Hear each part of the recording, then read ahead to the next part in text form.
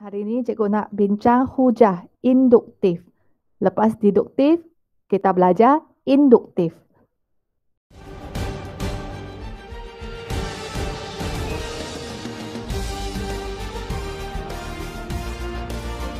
Untuk hujah induktif, kamu boleh tengok di buku teks muka surat 82.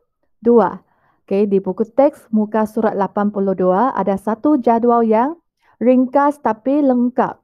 Untuk hujah induktif, pertama kita tengok dulu kesimpulan.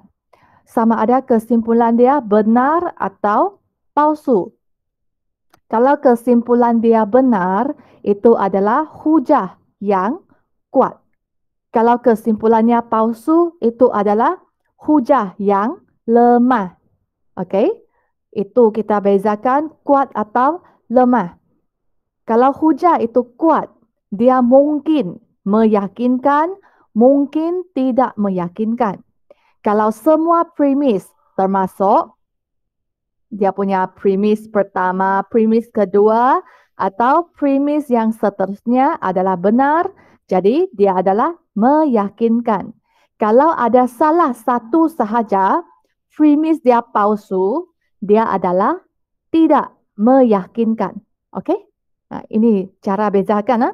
Kalau dia kesimpulannya palsu, maksudnya dia hanya akan menjadi tidak meyakinkan. Tidak perlu fikir lagi. Dia terus tidak meyakinkan walaupun semua premis dia benar. Kita tengok contoh yang pertama. Yang ini kita tengok dulu kesimpulan. Okay, first kita tengok dulu kesimpulan. Semua kerusi di rumah adalah merah. Benar atau palsu? Kalau semua kerusi di rumah warnanya merah. Tidak semestinya, betul tak? Tidak semestinya semua merah. Jadi ini kemungkinan bukan merah. Jadi ini adalah kesimpulan yang palsu. Kalau kesimpulan yang palsu, maksudnya ini adalah hujah yang lemah. Kalau lemah, tak kira dia punya premis betul atau tidak, dia adalah tidak meyakinkan. Cara kita menerangkan hujah ini lemah dan tidak meyakinkan kerana premis adalah benar tetapi kesimpulan mungkin palsu. Ini ialah penerangannya. Next one. Sama juga kita tengok dulu kesimpulan. Semua gandaan 9 ialah gandaan 3. Semua hasil darab 9 ialah hasil darab 3. Betul tak? Kalau 9 ialah hasil darab 3 kan? Dan 9 lebih besar daripada 3, ini adalah betul. Okey, ini adalah benar. Kalau besar di depan, kecil di belakang dan ini boleh dibahagi tepat oleh 3, benar. Okey? So, benar. Kalau benar, ini adalah hujah yang kuat. Okey, meyakinkan atau tidak? Kita tengok. 27 ialah gandaan 3, betul tak? 3 bahagi 27 ialah 9. So, 3 darab 9, 27, ini betul. 81 ialah gandaan 3. 3 darab 27 ialah 81. Iaitu bahagi 3 jadi 27 kan. So, ini pun benar. Kalau semua benar, semua premis benar, dia adalah kuat dan meyakinkan. Sebab dia benar, so dia meyakinkan. Jawapan dia kuat dan meyakinkan kerana semua premis dan kesimpulan benar. Okay, next one. Contoh C. Sama juga kita tengok dulu kesimpulan. Okay, tengok kesimpulan. Semua ikan bernafas dengan insang. Betul tak? Tapi cikgu tahu ada ikan yang tak bernafas dengan insang. Apa dia? Contohnya ikan paus bernafas dengan peparuh. Jadi ini mungkin palsu. Ini tak benar. Palsu. Jadi ini adalah hujah yang lemah. Lepas tu meyakinkan atau tidak kita tengok. Ikan kembung bernafas dengan insang. Betul. Ikan hiu bernafas dengan insang, betul? Ya. Betul juga. Betul So, ini adalah meyakinkan atau tidak. Okey, tadi kita sudah belajar kan? Asalkan lemah, tak kira premis dia betul atau tak, dia adalah tidak meyakinkan. Walaupun betul, ini adalah dia punya tricks. Asalkan kita tengok asalkan dia kesimpulan palsu iaitu lemah. Dia hanya satu jawapan sahaja iaitu tidak meyakinkan. Jangan kena tipu Asalkan dia lemah iaitu kesimpulan palsu dia tidak meyakinkan walaupun premis dia benar.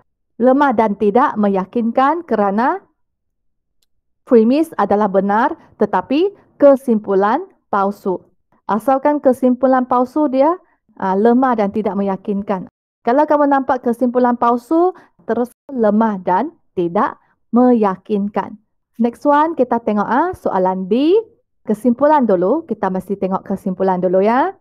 Semua gandaan 5 berakhir dengan digit kosong atau 5. Okey, apa itu gandaan 5? 5 darab 1, 5. Darab 2, 10. 15, 20, 25 dan seterusnya. Adakah semuanya berakhir dengan digit sifar atau 5? Semua berakhir dengan 5 atau kosong. Betul. Jadi, kesimpulannya adalah benar. Kalau kesimpulan, betul. Kalau kesimpulan betul, ini adalah kuat atau lemah? Kuat. Kuat. Kesimpulan dia betul, ini adalah premis yang kuat. Jawapan dia kuat. Lepas tu kita nak menentukan meyakinkan atau tidak. Yang ini, 11 darab 5 sama dengan 55, betul tak? Betul. 12 darab 5 sama dengan 60, betul tak? Betul. Jadi, ini adalah macam mana? Meyakinkan ke tidak? Meyakinkan. Okey, so jawapan dia kuat dan meyakinkan. Kerana semua premis dan kesimpulan adalah benar. Boleh faham? Seterusnya kita tengok contoh E. Okey, kesimpulan dulu sentiasa tengok kesimpulan dulu. So, kesimpulannya semua nombor perdana boleh dibahagi tepat dengan satu dan dirinya sendiri sahaja. So, kamu perlu tahu apa itu nombor perdana. 2, 3, 5, 7 dan seterusnya boleh dibahagi tepat oleh diri sendiri dengan nombor 1 sahaja. Betul tak? Apa faktor dia? 1 darab 2 kan? Ini ialah 1 darab 3. Jadi benar atau tidak? Benar. Benar.